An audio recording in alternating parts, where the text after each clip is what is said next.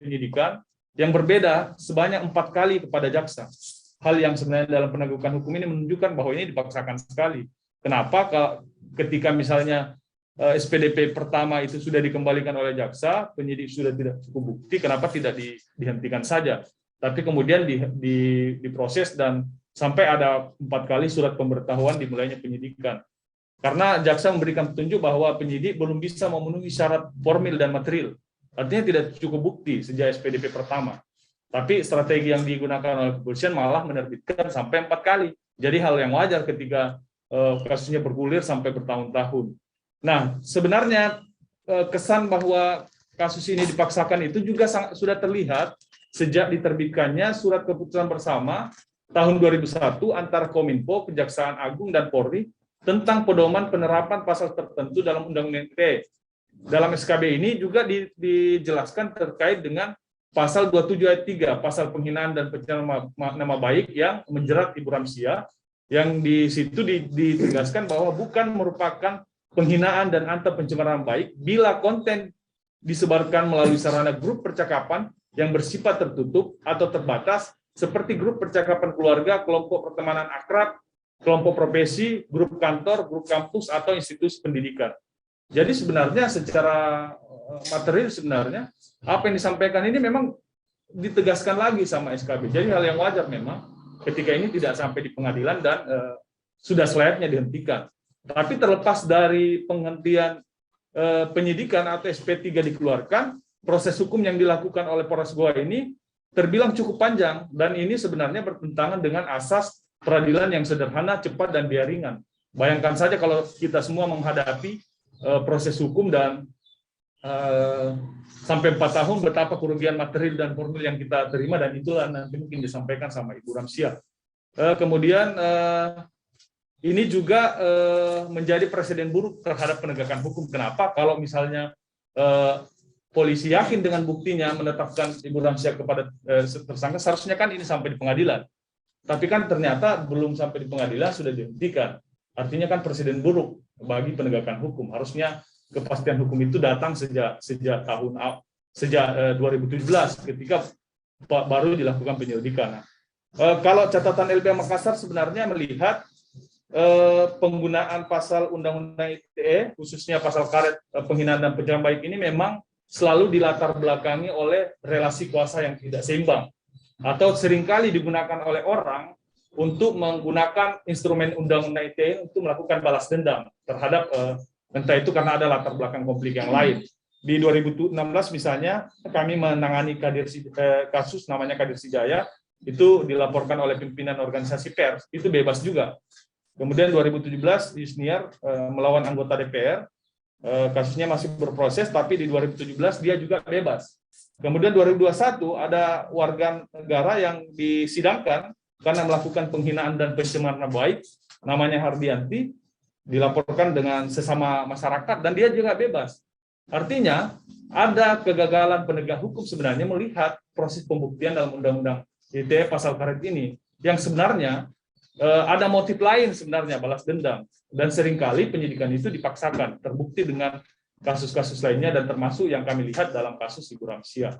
Nah, atas dasar itu kami menyampaikan beberapa poin. Pertama, Polri harus melakukan evaluasi terhadap jajarannya, khususnya terhadap Polres Goa, agar berhati-hati dalam menindaklanjuti laporan terkait pasal-pasal karet UU ITE, karena faktanya Undang-Undang ITE sering digunakan untuk mengkriminalisasi hak kebebasan berekspresi yang sah, dan proses penyidikan cenderung dipaksakan. Kemudian meminta Polres Goa menyampaikan kepada publik, kami berharap Polres Goa bisa menyampaikan kepada publik secara resmi, secara institusi, terkait penghentian penyidikan ini sebagai bentuk pemulihan terhadap harkat dan martabat Ibu Ramsia Tasrudin. Kemudian ketiga, kami meminta kepada Rektor UIN Alauddin untuk mengevaluasi prosedur penyelesaian masalah internalnya dan mengambil langkah-langkah konkret untuk melindungi dan menjamin kebebasan akademik dan demokrasi di kampus. Karena kan kita tahu ini kan persoalan internal kampus, dan ini sebenarnya sangat terkait dengan kebebasan akademik yang menurut kami akan membahayakan.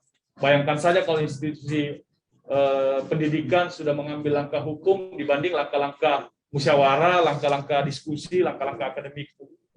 Yang keempat, kepada masyarakat kami juga berharap agar menanggapi segala bentuk kritik, ekspresi yang diterima dengan tidak menggunakan pasal karet Undang-Undang ITE dan mengutamakan upaya-upaya di luar proses hukum untuk menjaga demokrasi. Karena kita tahu dampak dari proses hukum bukan cuma dampak ke individunya, tetapi dampak publik untuk berekspresi, dan dia akan takut untuk berpendapat, dia akan takut mengontrol jalannya pemerintahan, dia akan takut menyampaikan kritikan.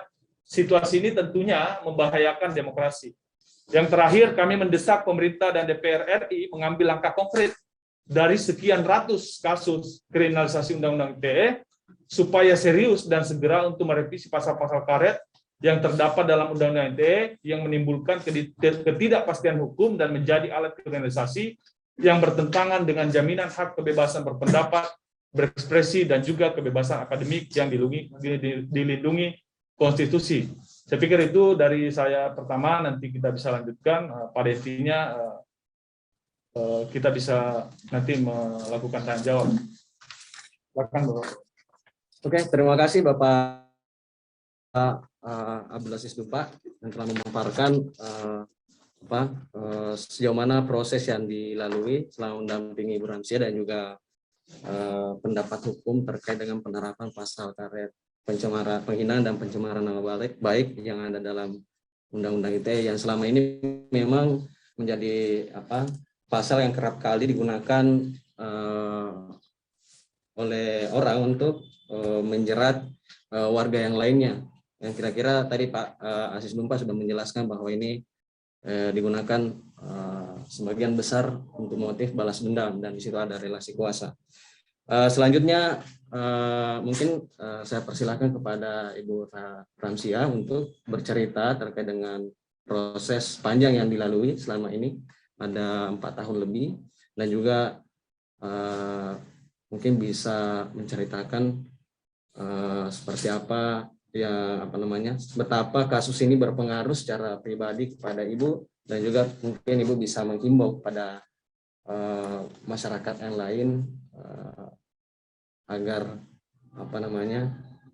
ketika mendapat kasus yang sama bisa melalui upaya-upaya yang Ibu telah tempuh. Mungkin saya persilahkan dengan hormat. Silakan. Baik, terima kasih banyak. Bismillahirrahmanirrahim. Assalamualaikum warahmatullahi wabarakatuh. Alhamdulillah,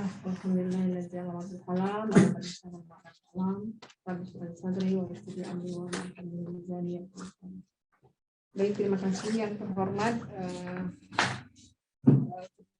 teman-teman LBH, Pak Aziz Dumpa, dan teman-teman wartawan yang hadir pada kesempatan ini. 4 tahun ini sudah berlalu ini. Saya sesungguhnya sudah bagian sudah nyaris saya lupa ya, karena ini sudah cukup lama. Tadi dikatakan oleh Pak Aziz ini sekitar 55 bulan. Ini cukup lama, dan seingat saya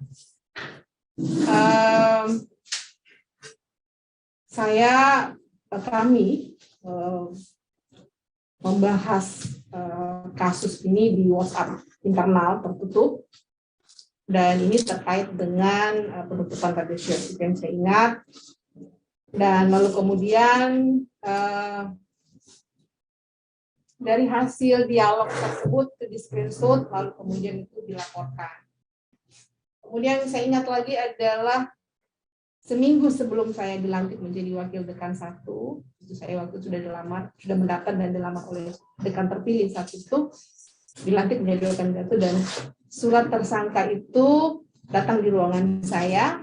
Waktu itu saya menjadi ketua jurusan ilmu komunikasi dan dibawa oleh penyidik yang ketiga. Dan kemudian yang saya ingat lagi adalah aksi Kamisan. Ya, jadi ketika masalah ini bergulir, saya kemudian meminta bantuan ya secara eksternal kepada teman-teman JLBH, Pak Aziz Dumpa, lalu kemudian juga dibantu oleh Aliansi Jurnalis dan Kebebasan Berekspresi oleh KUPI Asmaradana.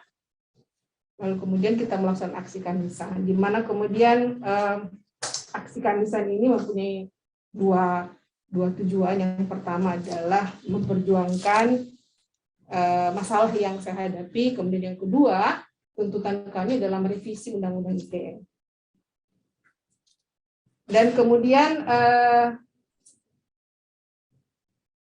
2 tahun berlalu itu perjuangan yang kami lakukan itu cukup panjang ya, dan saya justru banyak mendapatkan support secara eksternal ya dari teman-teman LBH, kemudian Aliansi Jurnalis Bebas Ekspresi, kemudian juga KUPI Asmaradana ya, dan termasuk juga ada Sofyan, ada Zahra yang setiap Kamis sore kita melakukan aksi kamisan.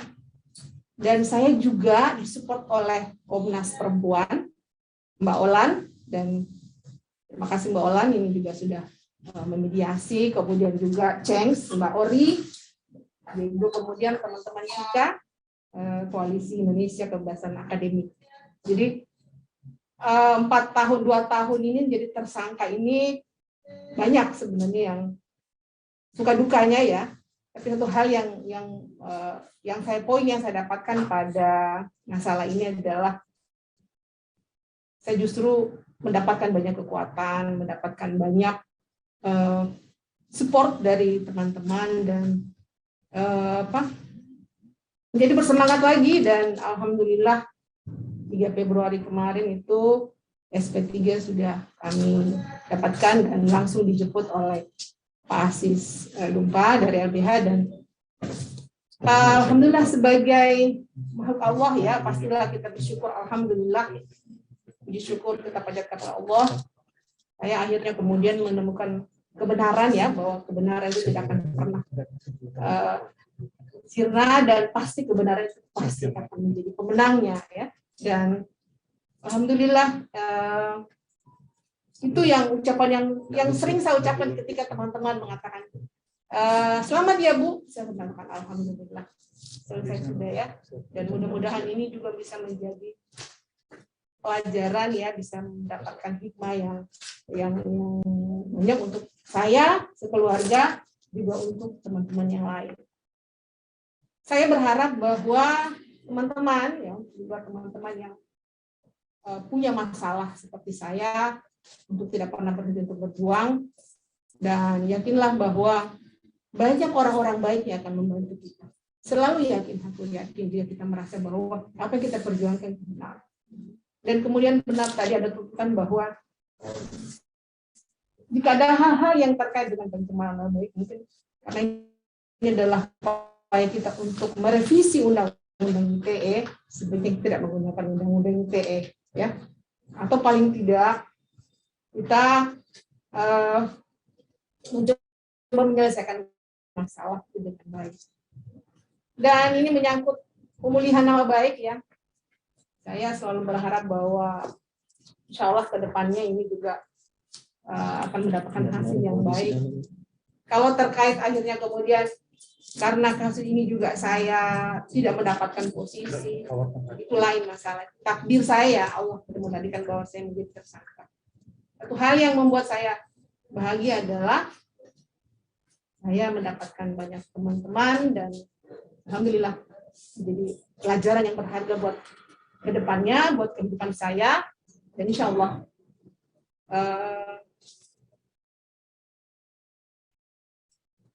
kebenaran itu pasti akan. Sekali lagi terima kasih banyak untuk semua yang saya sebutkan tadi, yang mungkin juga tidak bisa disebutkan satu persatu. Teman-teman media yang sangat support memberikan informasi dan hal yang positif ya, membantu memperjuangkan mencari kebenaran. Terima kasih banyak untuk kebersamaan.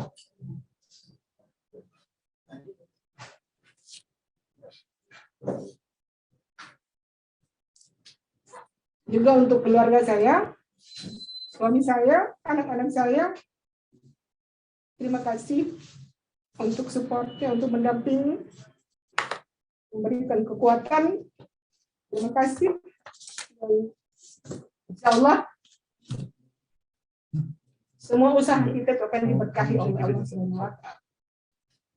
Sekali lagi terima kasih Pak Aziz Dumpa yang sudah mendampingi, yang tidak bosan-bosannya menerima telepon saya mengadu, dan ya beliau dengan sabar juga mendengarkan saya dan juga bisa memberikan saran. Saudara-saudara saya di kerukunan keluarga Gorontalo, Pak Mimi dan teman-teman yang lain, Om Tante, terima kasih banyak sudah mensupport, dan insya Allah saya baik-baik saja. Terima kasih. Assalamualaikum warahmatullahi wabarakatuh. Iya, saya lupa, mohon maaf sekali lagi. Saya juga banyak mendapatkan dukungan dari teman-teman HMI Fakultas Tarbiyah khususnya. Terima kasih banyak teman-teman HMI Fakultas Tarbiyah, dan juga ada teman-teman dari PNII, TNM yang juga ikut terlibat membantu memberikan support. Sekali lagi terima kasih banyak. Semoga Allah membalas semua kebaikan teman-teman. Terima kasih. Assalamualaikum warahmatullahi wabarakatuh.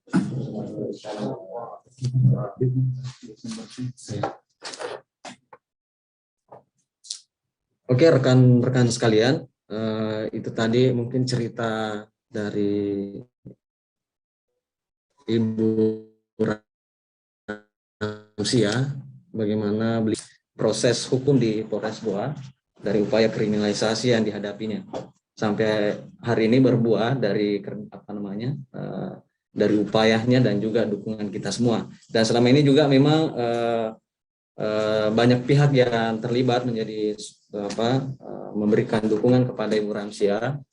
Tadi sudah disebutkan juga, dan juga di sini beberapa sudah hadir, dan juga mungkin saya pikir di ruang Zoom barangkali ada yang hadir, baik dari Koalisi Jurnalis untuk Kebebasan Berpendapat Berekspresi, juga kepada teman-teman yang selama ini menggaungkan hashtag Save Ibu Ramsia, dosen Ramsia, yang juga membuat berbagai macam kampanye dukungan.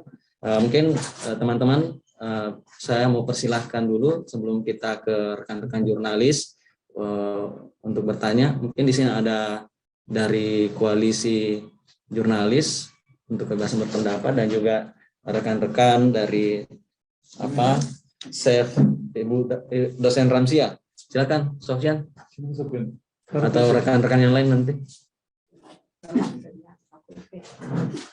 Ya, mungkin rekan-rekan koalisi yang ada dalam ruang Zoom bisa langsung bicara saja nanti, angkat tangan, kemudian menyampaikan mungkin bisa bercerita bagaimana proses selama ini memberikan dukungan kepada Ibu Ramsia. Silakan Pak Sofyan, mungkin bisa bercerita. Terima kasih banyak. Bismillahirrahmanirrahim. Assalamualaikum warahmatullahi wabarakatuh. Waalaikumsalam warahmatullahi wabarakatuh. Pertama-tama mungkin kita patut bersyukur karena tanggal 3 kemarin kita sudah dapat kabar baik bahwa perjuangan kami dengan beberapa kawan-kawan dan sejumlah lembaga dan ormas itu yang mendukung Ibu Ramsia. Jadi kami sendiri dari Komite Perlindungan Jurnalis dan Kebebasan Berekspresi itu pada awalnya Ibu Ramsia yang datang ke sekretariat kami di jalan yang ketika itu masih di Jalan Sungai Sadar. Itu akhir tahun 2019. Kalau tidak salah bulan November. Awal bulan November 2019. Hari Rabu kalau tidak salah. Saya lupa tanggalnya tanggal berapa. Setelah diskusi panjang terkait kasusnya, dimulai dari kronologi tahun 2017 itu, saya dan beberapa kawan itu di Komite Perlindungan Jurnalis dan Kebebasan Berekspresi memutuskan bahwa ini kasus penting, makanya kita kawal karena selama ini memang kita fokus pada advokasi kriminalisasi Undang-Undang ITE. Ada beberapa teman-teman juga yang kita kawal, termasuk Ibu Cia di tahun 2019 itu.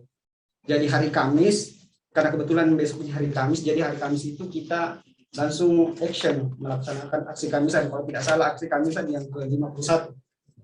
Aksi Kamisan yang ke-51 itu kita laksanakan awal pertama kali kita angkat isu Ibu Ramsia.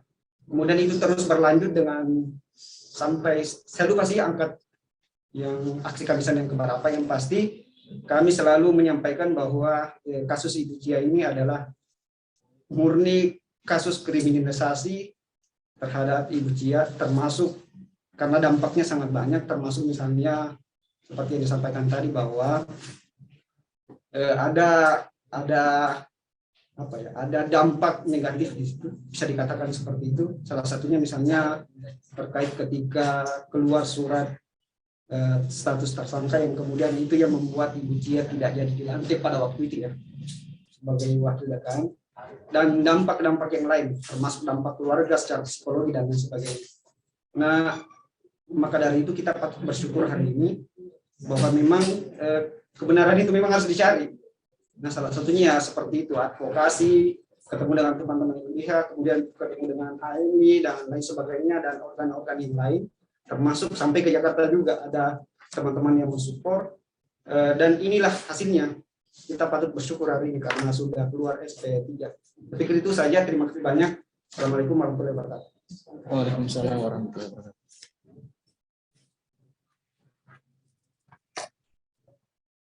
Selanjutnya mungkin ada dari rekan-rekan koalisi yang lain. Di ruang meeting ada ya?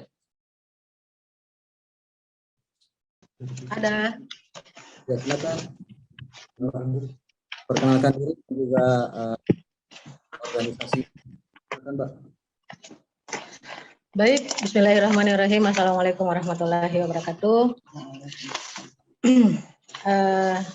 Terima kasih atas kesempatannya. Saya Rahmi Haruna dari Fakultas Dakwah dan Komunikasi UIN Makassar. Kak Cia, selamat Kak Cia. Selamat.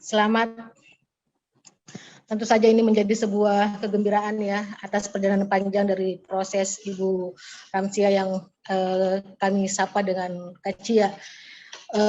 Saya adalah salah satu saksi yang dipanggil bersama 30 orang dosen yang 2017 kemarin ketika kasus ini bergulir menjadi salah satu saksi yang ikut serta dan menjadi saksi pula bahwa perjalanan dari Kak Cia ini sungguh panjang dan tentu saja melelahkan, begitu banyak air mata.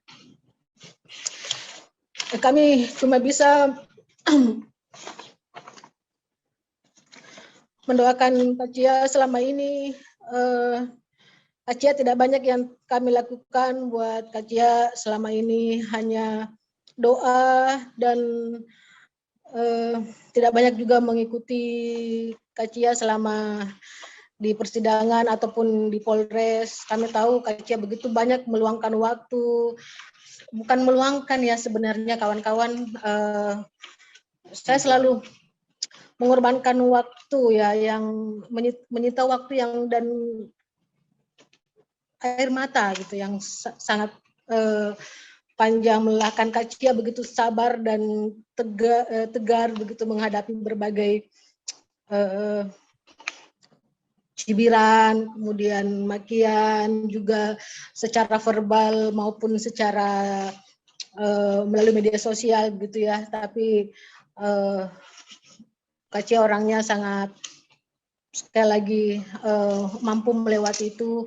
Teman-teman di Fakultas Dakwah turut bergembira, turut berbahagia. Tentu saja ini adalah akhir dan mudah-mudahan betul-betul menjadi akhir. Ini bukti bahwa keadilan itu cepat atau lambat akan muncul, dan sekali lagi Kak Cia, sebuah berita pagi yang tentu saja ini membuat saya begitu terharu ya mendapatkan kabar melalui WA Group kawan-kawan di Fakultas Dakwah maupun dari teman adik-adik mahasiswa yang menjapri, Bunda selesai nih masalahnya Bu Cia begitu.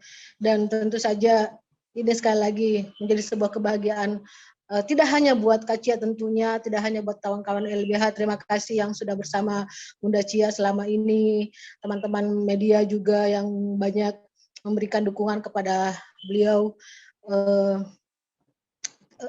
Tentu saja ini juga menjadi sebuah contoh di mana Undang-Undang ITE ini jika tanpa bukti, jika tanpa bukti ya yang kuat, maka tidak akan bisa mendiskreditkan orang lain.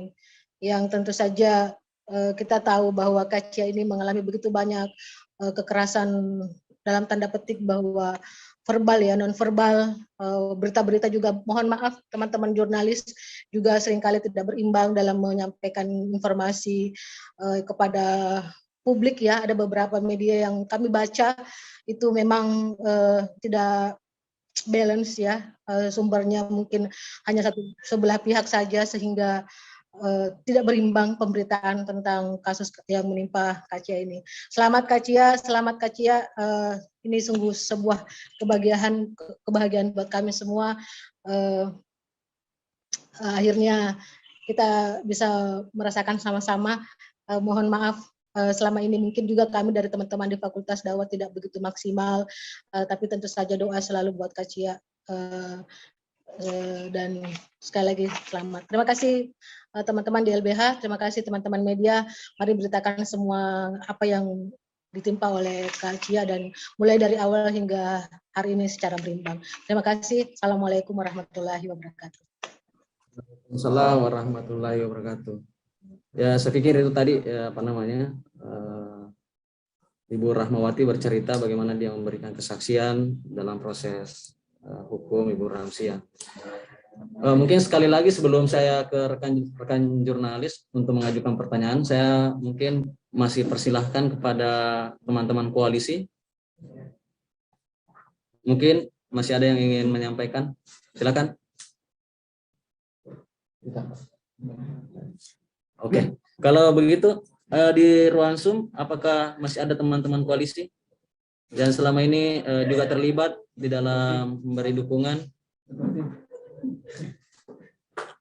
Ya, kalau sudah tidak ada, mungkin selanjutnya saya persilahkan kepada rekan-rekan jurnalis yang sudah hadir di ruang konferensi pers ini, juga kepada rekan-rekan yang hadir melalui media Zoom. Saya persilahkan mungkin untuk yang di ruang konferensi bisa mengangkat tangan, begitupun dengan yang ada di ruang Zoom bisa menekan tombol raise hand. Saya persilahkan kepada rekan-rekan jurnalis. Ya, silakan.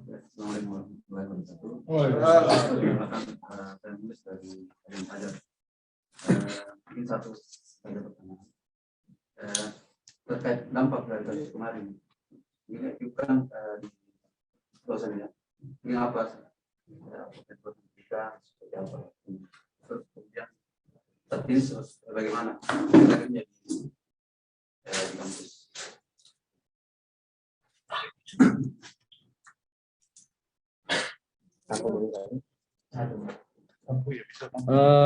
Oke, pertanyaannya mungkin kita tampung dulu sampai 3-5 pertanyaan, biar sekalian dijawab bersamaan. Selanjutnya, siapa lagi?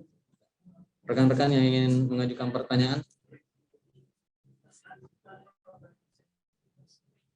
Yang di ruang Zoom, apakah ada yang ingin bertanya? Silakan.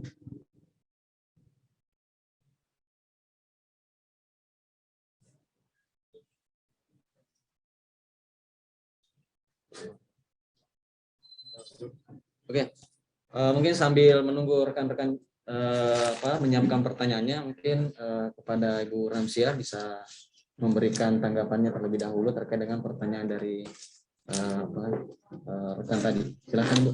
Baik, terima kasih banyak teman-teman Harian Fajar yang sudah bertanya. Jadi ini dampak dari kasus undang-undang ITE terhadap saya secara pribadi, ya seperti disampaikan di awal bahwa dampak secara akademik saya tidak jadi dilantik menjadi wakil dekan 1. Dan ya sejak itu saya memang di akhir periode saya sebagai dosen, sejak itu saya menjadi dosen biasa dan selama 2 tahun menjadi dosen biasa, dan ya alhamdulillah so far juga sebagai dosen tetap saya jalankan tugas, tidak ada kemudian tidak diberi ruang ya, dan tetap mengajar, tetap menguji dari rumah. Jadi secara bersamaan pandemik, dan itu juga justru memberikan efek ketenangan mental ya buat saya, dan saya justru enjoy melaksanakan tugas secara online, dan mungkin sesekali saya masuk kampus jika itu diperlukan. Dan ya itu cara akademik ya dampaknya, dan ya secara psikis ya pastilah, secara psikologi pastilah, mungkin teman-teman juga sudah bisa merasakan. Tapi satu hal lagi yang memberikan saya selalu bersemangat dan positif ini adalah dukungan dari teman-teman. Dan saya kemudian juga tergabung dalam paguyuban Korban Undang-Undang ITE. Terima kasih Pak Arsyad, terima kasih Bang Saki yang sudah mengawal, dan teman-teman Pak Saiful Mahdi dan Mbak Dia, dan teman-teman korban Undang-Undang ITE juga yang tergabung dalam Paku ITE. Juga di Setnet, Mas Damar, terima kasih banyak Mas Damar ini yang selalu mendengarkan keluhan kami, dan beberapa kali kita diundang menjadi pembicara, dan juga Mas Damar sudah banyak menulis tentang masalah saya. Terima kasih banyak Mas Damar, dan teman-teman yang lain yang masih berkasus ya, Mbak Ayu, Mbak Pipi, tetap semangat, insya Allah kebenaran pasti akan ada kita. Dan ya alhamdulillah 3 Februari ini menjadi sebuah berita yang menggembirakan saya secara pribadi dan untuk yang lain. Selalu saya ucapkan alhamdulillah, bersyukur kepada Allah bahwa ini adalah kado yang terbaik saya di Februari ini, karena bulan Februari juga bulan hari ulang tahun saya, Februari, dan ini kado yang terindah. Kado yang terindah untuk saya. Terima kasih banyak ya Allah. Saya pikir itu saja. Terima kasih.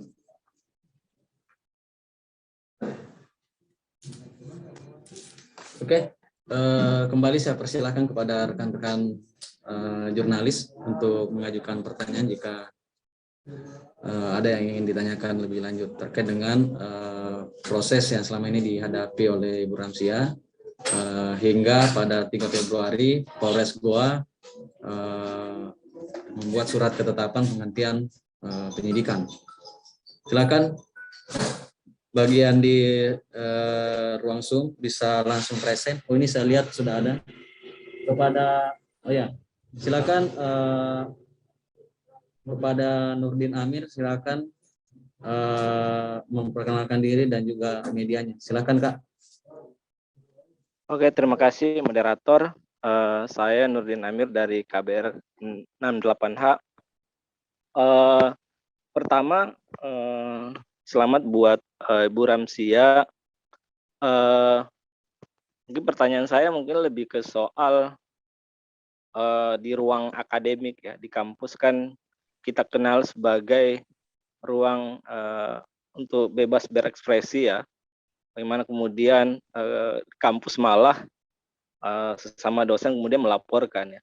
Nah, dalam proses panjang saya pikir peran pihak kampus ya, baik itu di Fakultas Dakwah ya, pihak dekanat maupun pihak rektorat, apa sih perannya selama ini gitu kan? Sebagai birokrat kampus seharusnya kan bisa menjembatani bahwa ruang seperti ini tidak bisa masuk ke ruang pidana gitu kan. Nah, saya pikir mungkin bisa dijelaskan supaya ini juga bisa menjadi pencerahan buat teman-teman di selain tidak hanya di UIN tapi di kampus lain, bahwa ruang-ruang seperti ini kan kritik kan tidak mesti harus dibawa ke ruang pidana gitu kan. Mungkin bisa dijelaskan juga, kritik juga mungkin pihak birokrat kampus ya. Ini biasa saja ya bagi saya. Nah, yang kedua, ya saya apresiasi buat teman-teman pendamping maupun teman-teman LBH Makassar. Nah, setahu saya kasus ini tidak didampingi memang awal oleh LBH Makassar. Nah, setelah di LBH Makassar kasus ini akhirnya progresnya lebih baik ya. Karena soal pembacaan kasus kan juga harus menjadi harus juga dihitung gitu kan. Nah, mungkin LBH Makassar mau lihat apakah peran polisi di sini memang tidak mengetahui ya bagaimana laporan-laporan terkait dengan ITE itu, mereka tidak paham ya konteksnya bahwa ini ruang yang sebenarnya ruang kampus yang tidak perlu diproses ya. Terus bisa juga dijelaskan soal bagaimana temuannya ketika kemudian ternyata proses penyidikan ada permainan ya, yang kita pahami juga ada permainan di dalam. Itu saja sih mungkin dari saya. Terima kasih, saya silakan ke moderator. Ya, terima kasih Kak atas pertanyaannya. Mungkin langsung saja nih. Karena pertanyaan ini mungkin kepada Ibu Ramsia dan juga kepada Kak Asis Dumpa. Silakan Ibu Ramsia memberikan tanggapan. Baik, terima kasih banyak Pak Nurdin Amir. Terima kasih banyak supportnya dan pertanyaannya. Jadi apa sebenarnya ini terkait pelaporan dan kebebasan berekspresi? Itu juga yang justru menjadikan pertanyaan buat kami. Kenapa kemudian ini sampai harus dilaporkan dan menjadikan tindakan pidana? Di awal memang kami secara sadar bahwa memang ini kita mengkritisi hal-hal yang memang tidak sesuai. Tapi kemudian ketika ini terlaporkan secara eksternal, kami kemudian juga sebenarnya protes ya. Kita protes kepada pimpinan. Kenapa tidak ada upaya untuk memediasi, malah kemudian ini ketika dilaporkan itu kemudian dianggap biasa-biasa saja. Itu yang sebenarnya kami juga kecewa di situ. Kami 30 dosen saat itu yang terlapor memang sudah berupaya melakukan mediasi ya, soal kumpul dan kemudian bagaimana melakukan upaya-upaya supaya kemudian ini tidak dilaporkan secara eksternal. Kita kan punya Komdis dalam, sekarang kan ada KPKE namanya, Komisi Disiplin. Kenapa tidak kemudian diselesaikan Komdis? Karena kita kan juga punya media di dalam. Tapi kemudian itu mediasi itu dilakukan oleh dekan waktu itu. Ya, kemudian kami mendesak juga sebenarnya supaya masalah ini bisa diselesaikan internal, tapi ternyata itu tidak bisa. Dan kemudian kala itu Pak Dekan, zaman saya itu sudah mencoba melakukan mediasi, dipertemukan. Saya sesungguhnya dipertemukan itu 2 tahun setelah dilaporkan, jadi tersangka. Jadi 2 tahun setelah dipanggil dosen itu tidak ada sebenarnya upaya dari pimpinan waktu itu. Justru ketika saya tersangka, itu di mediasi, saya dipertemukan. Tetapi mediasinya gagal karena pernyataan dari ibu tersebut, saya dimaafkan, tetapi hukum tetap berjalan. Di stop, tidak ada lagi tawar-menawar di situ dan selesai dengan sendirinya. Jadi artinya bahwa hukum tetap jalan. Itulah yang kemudian menjadi hal yang miris ya, bahwa kebebasan berekspresi, kebebasan akademik itu kita tidak dapatkan. Makanya kemudian di tuntutan kali ini bahwa sebenarnya pimpinan dalam hal ini rektor haruslah mengevaluasi segala bentuk atau ekspresi kebebasan berakademik. Dan jujur, kala itu ketika kasus ini mencuat, banyak teman-teman yang tidak berani berbicara. Seperti itu. Demikian Pak Nurdin Amir, dan selanjutnya nanti Pak siapkan. Terima kasih. Oke, terima kasih pertanyaannya Pak Nurdin. Terkait dengan kebebasan akademik di kampus. Sejak awal bacaan kami memang ini persoalan kasus Ibu Ramsia, kenapa kami dampingi, sekalipun klien-klien LBH atau dampingan-dampingan LBH biasanya masyarakat miskin dan sekarang ini dari dosen. Karena kami melihat bahwa sesungguhnya Ibu Ramsia ini korban dari karena relasi kuasa yang ada di sini kan yang dilaporkan oleh pimpinannya. Jadi konteksnya dia adalah rentan sebenarnya. Dan dia juga Ibu Ramsia perempuan. Terkait dengan kebebasan akademik di kampus, memang kami lihat ini sebuah ironi sebenarnya, karena seharusnya lingkungan kampus itu menjaga tradisi akademis yang menjunjung tinggi keterbukaan, menerima kritikan, kemudian menanggapi dengan hal-hal masalah-masalah internal atau masalah-masalah yang ada di kampus atau masalah akademik dengan dialog. Nah, ini menjadi ironi karena yang dilaporkan ini adalah sesama internal Yang kedua, yang dilaporkan pun kelasnya adalah dosen. Kita bisa membayangkan seandainya yang mengalami problem adalah mahasiswa, maka kerentanannya pun akan sangat berlapis begitu. Jangankan mahasiswanya, di konteks Ibu Ramsyah saja, dosen yang bisa dibilang punya mungkin privilege yang lebih besar daripada mahasiswa, ternyata masih tidak bisa membendung membendung kasusnya sampai ini berproses. Sehingga kita katakan bahwa ini konteksnya juga Undang-Undang ITE ini sangat tepat sekali ketika teman-teman membuat tagar semua bisa kena. Karena kita adalah Ibu Ramsyah yang sewaktu-waktu bisa terancam. Nah, kami melihat juga dalam permintaan kami melihat lemahnya prosedur penyelesaian secara internal di dalam kampus, dan ini juga menjadi PR buat rektor supaya dia memperbaiki dan supaya dia berkomitmen, karena dampak dari kasus Ibu Ramsyah ini adalah dampaknya terhadap kebebasan akademik.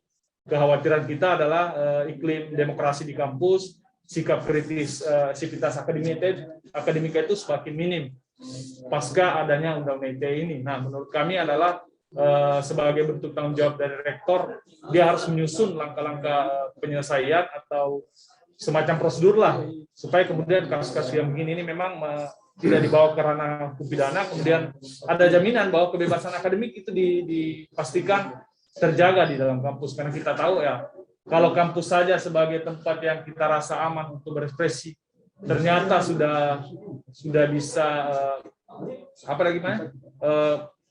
ada proses pidana di dalamnya, kita menjadi tidak heran ketika itu terjadi di luar dari kampus. Saya pikir itu tanggung jawab dari rektor, dan kami memang harus mengakui bahwa tidak ada perlindungan yang memadai, tidak ada perlindungan yang cukup yang diberikan pihak kampus, dan ini sebenarnya hal yang kami sesalkan, dan mungkin juga Kementerian Pendidikan harus mengevaluasi ini untuk ada jaminan kebebasan akademik, karena apa yang disampaikan ini juga masih terkait dengan masalah akademik, penutupan radio siar. Yang ketiga, yang soal LBH Makassar mendampingi, memang kami melihat bahwa sejak awal yang kami dampingi ini kan terkait dengan kriminalisasi menggunakan Undang-Undang ITE, dan di bacaan teman-teman memang Undang-Undang ITE ini selalu digunakan oleh orang untuk sebagai instrumen balas dendam, yang sebenarnya problem utamanya bukan karena persoalan ketersinggungan, tapi memang murni karena balas dendam dan digunakan menjadi alat kriminalisasi dan memanfaatkan relasi kuasa. Seperti dalam konteks Ibu Ramsyah yang melaporkan adalah pimpinannya, yang sebenarnya juga ada relasi kuasa di sana. Kita melihat juga dari awal ada kesalahan dalam konteks melihat kasus penghinaan dan pencemaran baik. Harusnya yang kami lihat, polisi sejak awal memahami, dan kami mau simpulkan bahwa polisi sebenarnya gagal melihat konteks penggunaan Undang-Undang ITE. Karena kan penghinaan pencemaran baik itu kan sebenarnya digunakan ketika orang dengan sengaja atau tujuannya untuk menghina. Tetapi kalau tujuannya untuk misalnya kritikan, untuk kepentingan publik atau berbicara tentang kenyataan, maka itu tidak bisa dikategorikan dengan penghinaan. Nah, itu yang terjadi dalam kasus Ibu Ramsyah. Harusnya polisi tidak menetapkan Ibu Ramsyah tersangka karena memang konteksnya dia menyampaikan kritikan dan bicara tentang kenyataan. Nah, ini dipertegas sebenarnya ketika SKB antara Kominfo dan Kejaksaan dan Kepolisian tahun 2021 itu keluar dan mengatakan bahwa tidak merupakan penghinaan dan pencemaran nama baik ketika yang disampaikan adalah kenyataan. Ketika yang disampaikan adalah dilakukan di dalam grup tertutup. Di dalam grup tertutup seperti misalnya grup kampus, grup dosen. Nah, ini kan yang terjadi dalam konteks. Nah, inilah yang kami sebut dipaksakan dan dikriminalisasi. Yang dialami oleh Ibu Ramsyah ini bukan satu-satunya kasus yang sebenarnya kepolisian gagal mendapatkan konteks penggunaan itu, sehingga ada kecenderungan sebenarnya polisi hanya digunakan sebagai alat gitu, alat untuk balas dendam. Karena kenapa dia mengabaikan aspek-aspek yang tadi saya sampaikan, soal adanya relasi kuasa, soal Undang-Undang ITE ini dimanfaatkan untuk pembalas dendam seperti dalam konteks Ibu Ramsyah. Nah, jadi saya yang kami temukan selama ini seperti itu, dan kesimpulannya adalah selama misalnya norma hukum pasal penghinaan dan pencemaran baik ini dan pasal karet lainnya ini di Undang-Undang ITE tidak direvisi, maka selama itu pula resiko orang akan dikriminalisasi itu tinggi, sehingga kemudian problem utamanya adalah mencabut pasal karet Undang-Undang ITE supaya tidak ada Ibu Ramsia selanjutnya, karena sesungguhnya Ibu Ramsia adalah kita yang terancam Undang-Undang ITE. Saya pikir itu, dan terima kasih. Terima kasih atas tanggapannya Ibu Ramsia dan juga Bapak Aziz Dumpa. Mungkin satu sesi lagi saya akan buka untuk rekan-rekan jurnalis. Barangkali masih ada yang ingin memberikan pertanyaan. Saya persilahkan.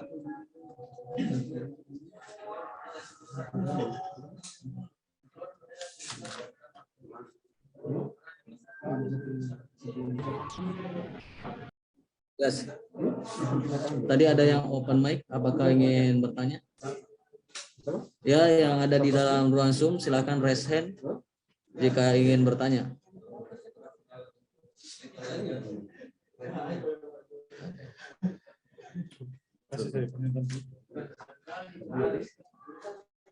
Oke, rekan-rekan, jika memang sudah tidak ada lagi pertanyaan, mungkin nanti rilis lengkapnya akan kami sebar. Dan juga lebih lanjut bisa menghubungi Ibu Ramsia dan juga teman-teman pendamping selama ini, baik itu pendamping hukum dan juga teman-teman koalisi. Selanjutnya, sebelum kami tutup konferensi pers ini, mungkin saya persilahkan kepada Ibu Ramsia dan juga Bapak Aziz Dumpa untuk memberikan pernyataan penutupnya.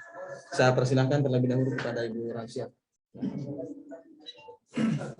Baik, terima kasih banyak. Sekali lagi terima kasih untuk semua yang sudah mensupport saya, memberikan penguatan kepada saya, dan saya bisa bersemangat kembali. Alhamdulillah,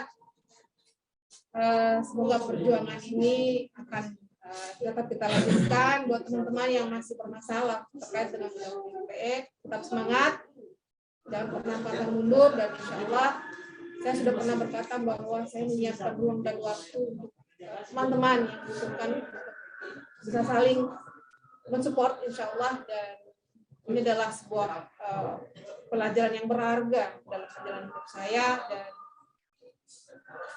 sekali lagi terima kasih atas segala doa dan supportnya. Demikian, assalamualaikum warahmatullahi wabarakatuh. Waalaikumsalam. Oke, terima kasih teman-teman sudah menyempatkan waktu. Yang mau saya tegaskan di sini bahwa sesungguhnya penghentian penyidikan kasus Ibu Ramsia ini tidak terlepas dari solidaritas teman-teman semua, dukungan yang begitu besar terhadap keinginan masyarakat untuk sebenarnya dihentikan kasusnya. Kenapa? Karena yang saya sampaikan bahwa Undang-Undang ITE ini membuat orang semua bisa kena, dan kita potensial untuk sama bernasib sama seperti Ibu Ramsia. Jadi sebenarnya Ibu Ramsia adalah kita semua. Saya menyampaikan terima kasih kepada koalisi secara nasional, ada teman-teman Sepnes, KBJKB, KIKA, Koalisi Indonesia untuk Kebebasan Akademik, Haji Makassar, Amnesty International Indonesia, CSORG, dan semua rekan-rekan. Ada banyak organisasi mahasiswa yang terlibat dalam mengadvokasi kasus Ibu Ramsia dan mengindikasikan bahwa revisi Undang-Undang ITE ini adalah hal yang mendesak yang harus sama-sama kita perjuangkan, karena akan menjadi sangat berbahaya bila Undang-Undang ITE ini masih bertahan dan pasti akan mengancam demokrasi. Saya pikir itu teman-teman semua. Wabillahi taufiq wal hidayah. Wassalamualaikum warahmatullahi wabarakatuh. Waalaikumsalam warahmatullahi. Oke, mungkin demikian kawan-kawan sekalian konferensi pers hari ini. Seperti disampaikan tadi Pak Aslum bahwa kita bersyukur tentu bahwa kasusnya Ibu Ramsia dihentikan, tapi tentu perjuangan terkait dengan upaya revisi Undang-Undang ITE, terutama pasal karetnya, belum berhenti. Saya pikir per hari ini pun para korban telah berkumpul terus mengupayakan mendorong perubahan terhadap pasal-pasal karet ini, dan ke depan dukungan publik tentu sangat dibutuhkan, dan kita semua adalah bagian dari itu yang sudah memulainya. Saya kira cukup sekian. Assalamualaikum warahmatullahi wabarakatuh. Selamat siang dan salam sejahtera. Waalaikumsalam warahmatullahi wabarakatuh. Waalaikumsalam.